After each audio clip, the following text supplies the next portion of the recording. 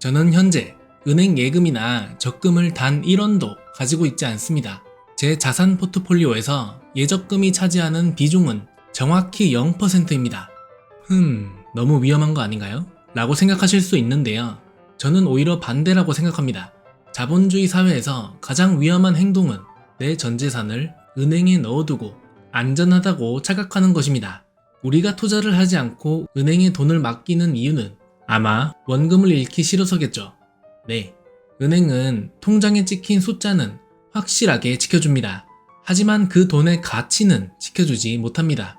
아니, 더 냉정하게 말하면 은행에 돈을 두는 순간 여러분의 돈은 매일매일 녹아내리고 있습니다. 이유는 간단합니다. 인플레이션 때문입니다. 10년 전, 20년 전 짜장면 가격과 지금 가격을 비교해보세요.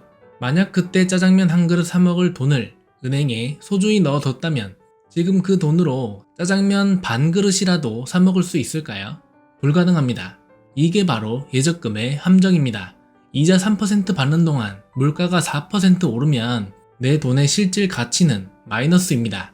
그래서 저는 물가 상승률을 압도하고 자본주의의 성장을 그대로 복리 효과로 누리는 진짜 자산을 모읍니다.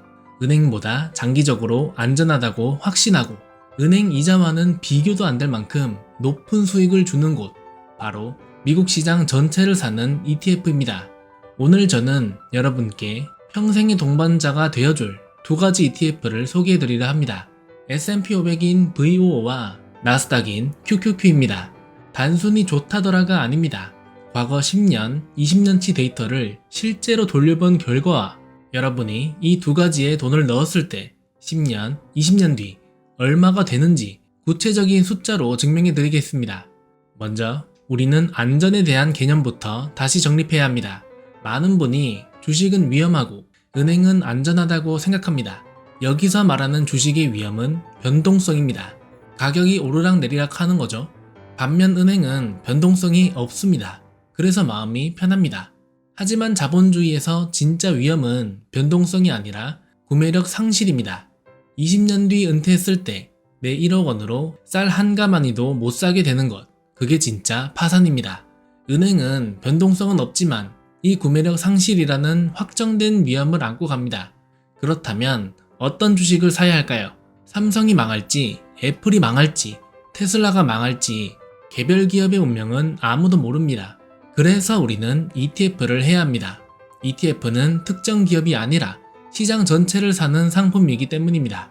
기업은 망할 수 있어도 자본주의 시장 자체는 절대 망하지 않습니다.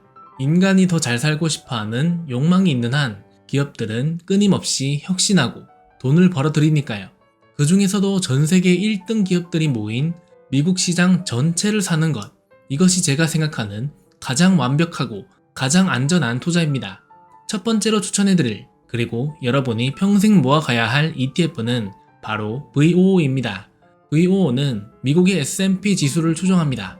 미국 신용평가사 S&P가 엄선한 미국 상위 500개 우량 기업의 묶음이죠.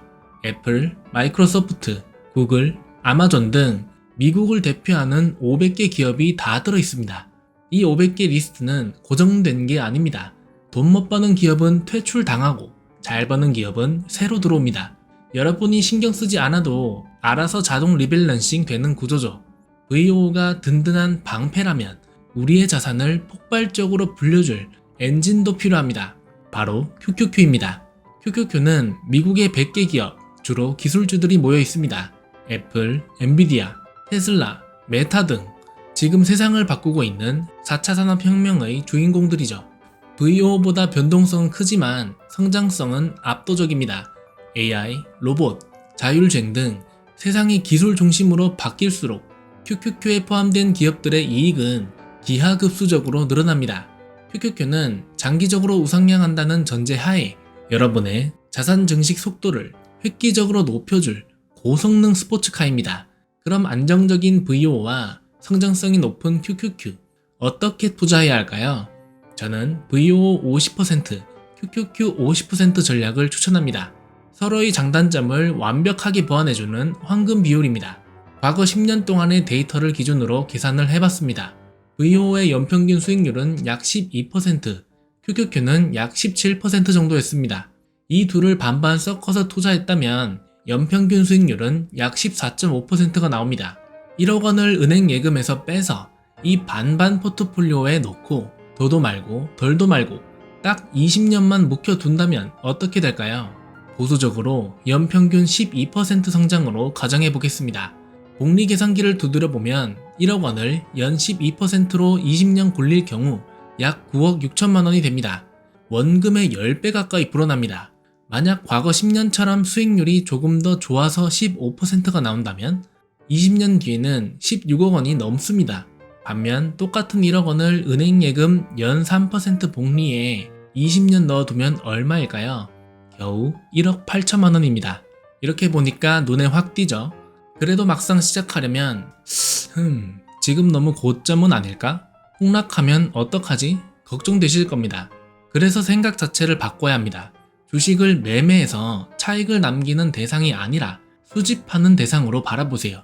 우표 수집이나 한정판 운동화 수집을 생각해보세요. 수집가들은 가격이 잠깐 떨어진다고 해서 자기 컬렉션을 헐값에 팔아치우지 않습니다. 오히려 와, 쌀 때 하나 더 모을 수 있네 라고 좋아하죠. VOO와 QQQ도 마찬가지입니다. 여러분이 집중해야 할 건 오늘의 평가 금액이 아니라 보유 수량입니다. 이번 달 월급으로 VOO 2주, QQQ 3주 더 모았다. 내 자산 창고에 5개가 더 쌓였네. 이렇게 생각해보세요.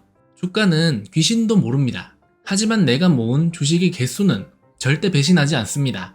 그 개수가 차곡차곡 쌓여서 나중에 10년, 20년 뒤 폭발적인 복리의 마법을 부릴 때 여러분은 웃으며 경제적 자유를 누리게 될 것입니다. 예적금은 만기가 있지만 VOO와 QQQ는 만기가 없습니다. 여러분이 은퇴해서 돈이 필요할 때까지 평생 복리로 굴러가며 눈덩이처럼 불어날 것입니다.